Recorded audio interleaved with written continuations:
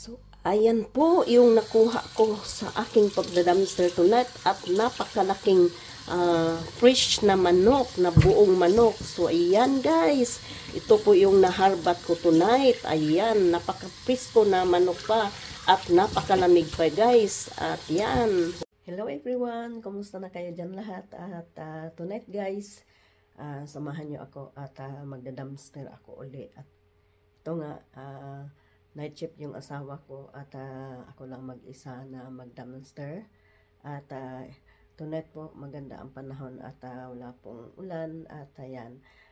At medyo lang or malamig lang ang weather tonight. So kasi nga malapit na ditong mag-winter. So ito yung suot ko guys kasi to siya, wool to siya at hindi po ako lamigin pag nandun ako sa labas. So samahan niyo po ako tonight guys at ako po'y magdadamster. Sana po makakuha tayo ng maraming jackpot again. So ayan po, nakaabang yung pusa ko at samahan niya akong lumabas. Ayan, gusto na din niyang lumabas kasi alam niya na lalabas po ako. Ayan. Ayan na yung pusa ko guys at nag-antay doon sa akin kasi akala niya lalabas lang ako pero hindi niya alam na ako po ay magdadamster. Ayan guys, ang ganda ng panahon at yan, madilim na po dito, hindi katulad ng summer na sobrang maliwanag. Pero ngayon guys, gawa nga malapit na dito ang winter. Ayan, madilim na po. At tonight is around 11 o'clock. So maglalakad po ako papunta doon sa aking pupuntahan na dumpster. At tonight hindi naman masyadong malamig kasi 9 degrees. At hindi naman masyadong malakas ang hangin. Maliwanag at maganda talaga ang ngayon ang panahon. So timing na ganito ang panahon at walang hangin kasi pag malakas kasi ang hangin napakalamig kasi. Ayan, so tahimik na ang paligid at may kunting dumadaan na sasakyan. So ito yung mga mga kapitbahay namin dito sa aming tinitirhan kasi itong area na to karamihan dito ay sa mga apartment or mga kundo. So ayan, kanya-kanya yung nanirahan dito, may taga ibang bansa, may mga Norwegian at may mga din. So ayan, putit pero pa rin, malamig pa rin ang hihip ng hangin. Ayan.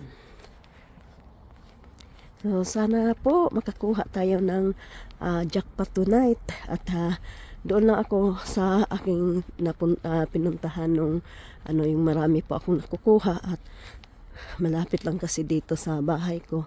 So hindi na po ako pupunta po doon sa ibang container. Kung sakaling wala pong laman doon sa pupuntahan ko po ay pupunta po ako doon sa pangalawang dumpster at sana po may laman doon para hindi na po ako pupunta pa doon sa pangalawang dumpster kasi or sa pangalawang container kasi malayo-layo din konti doon sa tinitirhan kong bahay at pag may nakuha ako doon mabigat din maglakad papunta o pauwi. Yung daan papunta doon sa dati kong pinupuntahan na container or doon sa second container or dumpster, doon po siya at malayo. So yung first dumpster ko po dito po ang daan. So itong first na dumpster po ay malapit lang dito sa aking tinitirhan. So mas piliin ko pong dumpster kasi malapit lang po siya. At pag marami akong kuha at hindi masyadong malayo at hindi po masyadong mabigat or hindi po ako masyadong mahirapan sa paglalakad. Pero pag doon po ako doon sa pangalawang dumpster, doon po ay medyo malayo po dito sa aking tinitirhan. So ito na guys, pababa na ako dito sa area na aking pong pagdadumpsteran. Ayan po. At tahimik na po dito. Sa gilid nito isa may nagtatayo po na building, kaya ayan, may sasakyan pa guys. May ano pa, may kotse pa dyan. Iwan ko kung anong kotse yan. May sasakyan pa naka ano dyan guys, naka-park. Sana ano yan guys, hindi yun ang may-ari. Baka may-ari yan. Iwan ko guys. Subukan lang natin na puntahan doon. Kasi medyo maaga-aga pa kasi guys eh. Baka nandyan pa yung mga employers dyan. Kasi mag ano pa eh, 11:10 pa. So, yan. Tingnan natin. Baka ano to. Sasakyan to na may-ari. Pero pag nasita naman tayo, uwi tayo. Yan. Pag hindi tayo nasita, yan. BMW. Yan ang sasakyan. Ayan. Yan guys. At dyan yung sasakyan. Sana walang tao dito.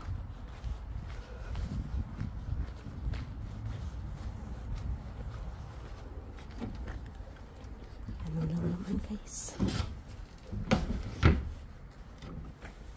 Yan. May naman ito guys. Ganun pa rin yung tinapon nung pumunta ako dito guys. Ganun pa rin guys. Wala naman bago. Ito ewan ko lang kung anong naman ito. Ano naman guys. Ayan, meron guys. Oh, dito.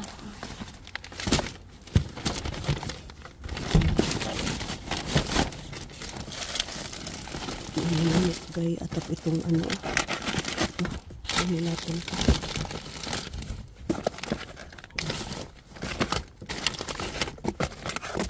Tapos ito doon yung ano. Ang salmon. Ayan.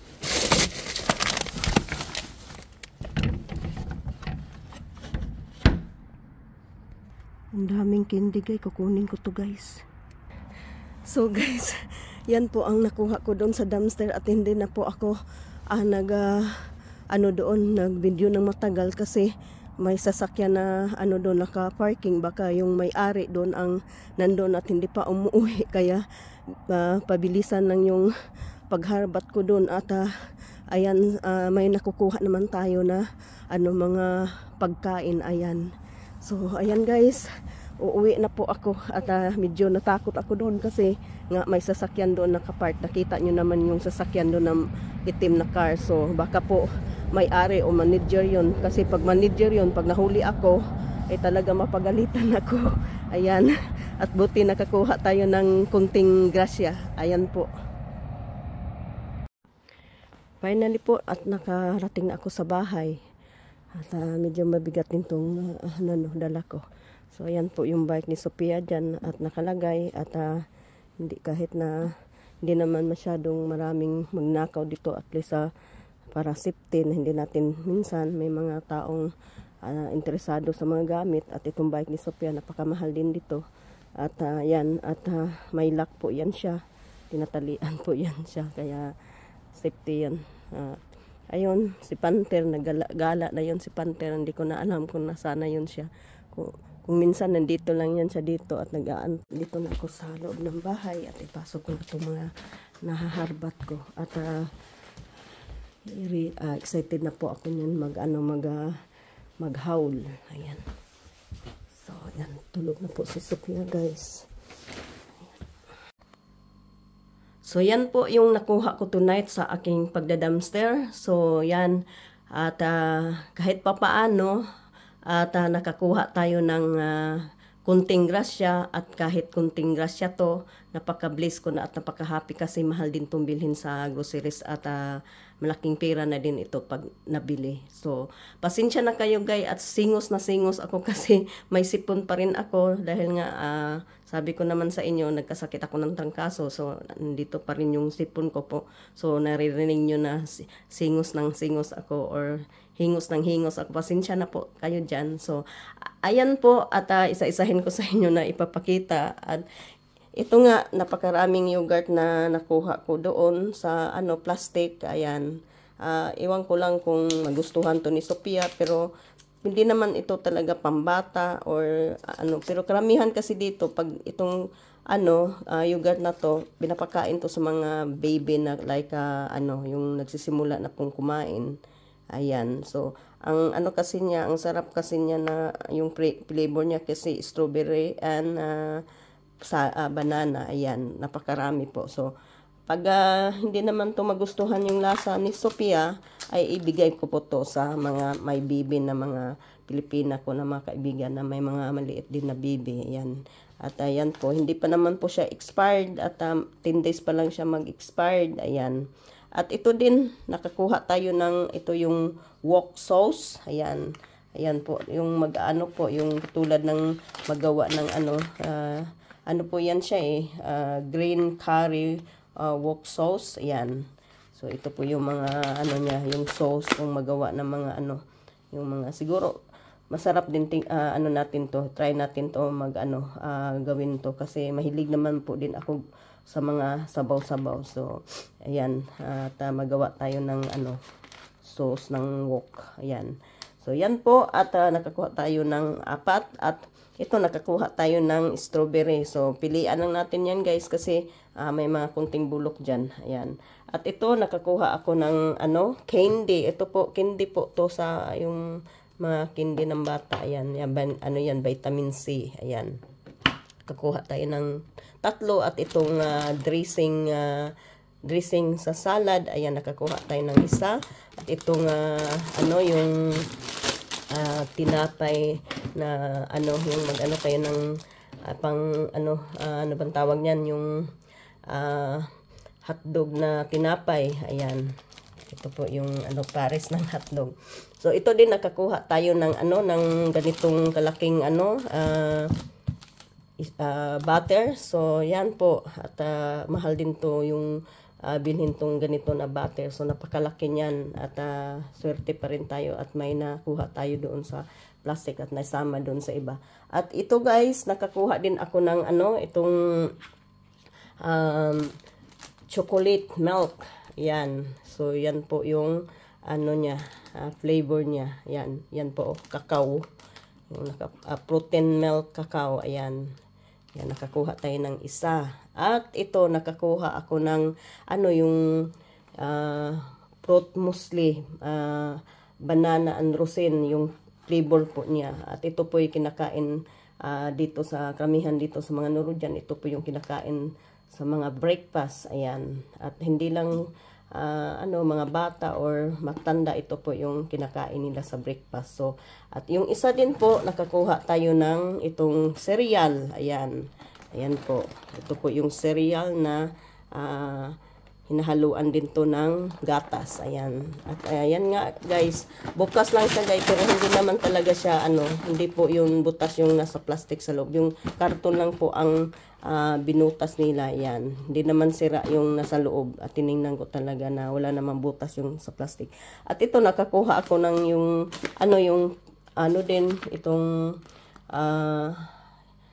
ba itong tawag, din, breakfast. Ayan, nakakuha tayo. At itong flour na gagawin na panggawa ng tinapay. So, kinuha ko din yan kasi may nag-request sa akin yan kasi gumagawa, yung kaibigan ko gumagawa kasi ng tinapay. So, nag-request siya na if may makita ako na flour na panggawa ng tinapay, kukunin ko. So, yan, nangunguha na po ako nito kasi mahilig siyang maggawa ng tinapay. Ayan po. At ito po din, nakakuha tayo ng panggawa din ng tinapay. Itong flour na din to. Ayan. At din flour to na panggawa ng tinapay. Kasi kinuha ko yan. At ito guys, napakaswerte ko guys. Kasi guys, kahit naman na kunti lang yung nakuha ko tonight, at least napakaswerte ko talaga. Bakit? Nakakuha po tayo ng 1 buong manok. Ayan, malamig pa po yan guys. Ayan, ayan, malamig pa yan guys. Buksan natin guys ha, para makita nyo talaga na maganda pa yung chicken. At wala pa pong sira yan. Ayan, binutas na natin yung lalagyan. At yan guys, buong manok yan. Ayan, tingnan nyo po. Maganda pa po yung niya, yung laman niya at hindi pa po mabaho yan kasi malamig pa gayan, oh. Malamig pa yan gayo. Ayan. So, yan, buong manok po yan ang nakuha ko. In fairness, siguro nasa 2 kilos to guys kasi malaking manok to, jumbo to na manok. Ayan, napakaswerte ni Ate Chang kasi nakakuha ng buong manok sa dumpster. Ayan. Ayan, napakaganda pa talaga ng ano niya guys. Oh, ayan. At ito, nakakuha din tayo ng smoked salmon. Ayan, napakaswerte ko talaga tonight. Kasi pag bibilihin to talaga sa grocery store, napakamahal itong smoked salmon na isda. Ayan, masarap to, lalo na ipangpalaman ng tinapay. Ayan, gaganyan i-slice nyo ng manipis. At pag kumakain po kayo ng tinapay, ayan po, masarap po to siya ipalaman sa tinapay or ihalo sa salad. Ayan, kasi smoked salmon yan, mabango. At alam nyo naman yung salmon dyan sa atin sa Pinas, napakamahal bilhin, lalo itong mga ganitong yung salmon. Kahit dito naman, bilhin to sa grocery store, mahal po din yan. At yan, super bliss ko talaga at nakakuha tayo ng napakaraming blessing. Ito, para sa akin, swerting-swerte na ako kasi nakakuha ako ng smoked salmon at itong 2 kilos na manok. At guys, ito, nakakuha tayo ng candy at nakakuha ako ng itong chocolate. Ito guys, chocolate to siya guys, masarap to na chocolate at ito po yung sikat na chocolate dito sa Norway. Ayan. So yan guys, yung nakuha ko tonight at kahit papaano guys, hindi tayo na zero at may nakukuha pa rin tayong blessing na bigay ng Panginoon sa akin. So yan po at ayan. So napakasaya naman at nakakuha tayo ng jackpot at para sa akin jackpot na po yan. So guys, marami pong salamat sa inyo sa wala pong sawa na panoorin ang aking mga video at wala pong sawang suportahan ako. Sana po sa sunod kong video panoorin nyo pa rin at suportahan nyo pa rin ako at lagi po kayong mag-iingat yan lahat. God bless us!